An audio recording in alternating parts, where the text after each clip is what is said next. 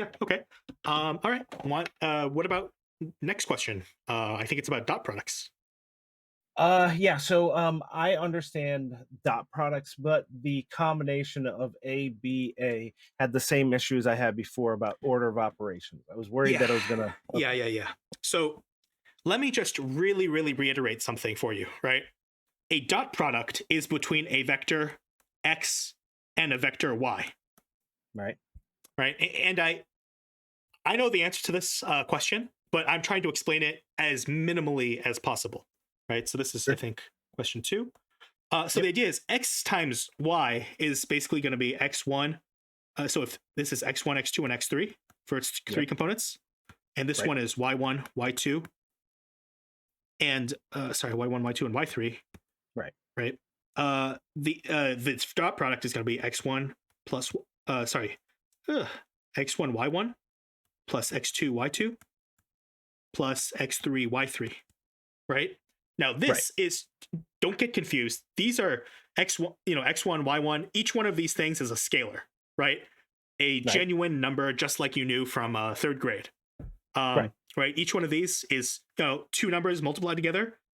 So then each of these things is just a genuine number.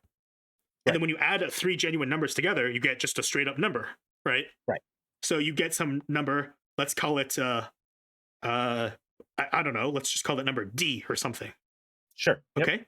Now it's a sort of like saying, okay, so if you dot two things together, and this is just a straight up scalar, right? What if you Right. dot D with something else? Let's call it dotting this with Z. Okay. Yeah. What is a scalar? Now, this is not just regular multiplication, this is dotting. What is the dot product between a scalar and a vector? Ooh, This is ultimately coming down to a definition. right. I don't have that one memorized. No, it's totally okay. Because the point that I'm getting to here is, remember at the start I said a dot product is literally defined between a vector and a vector, Yep. Yep. and only a vector and a vector, right? Right. You can have scalar multiplication between k. If you put a k in front of the x, that's scalar multiplication. But the dot product has to be between vector and a vector. It's different from scalar multiplication. And what we have here is a scalar and a vector. So what this is saying is, or what I should ask you is this even allowed by definition? So they don't work.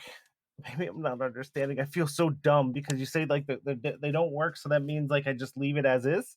Well, look at your options, right? Look at your options. What is the multiple choice options? Oh, it would help, I guess, if I looked at my actual question, wouldn't it? Oh Yes. my. Yes, yes. Okay. And you don't have to say it out loud exactly, but Right. do you see an option now that seems really reasonable? Yes. No. No. I understand what you're saying. I wasn't even looking at the problem. I was Gotcha, staring at gotcha, your gotcha. screen, trying to like remember proofs and going, "What did I miss? What I obvious see, I proof?" see, I see. Okay. Yes. No. I understand. Okay. Yes. Gotcha. This makes sense.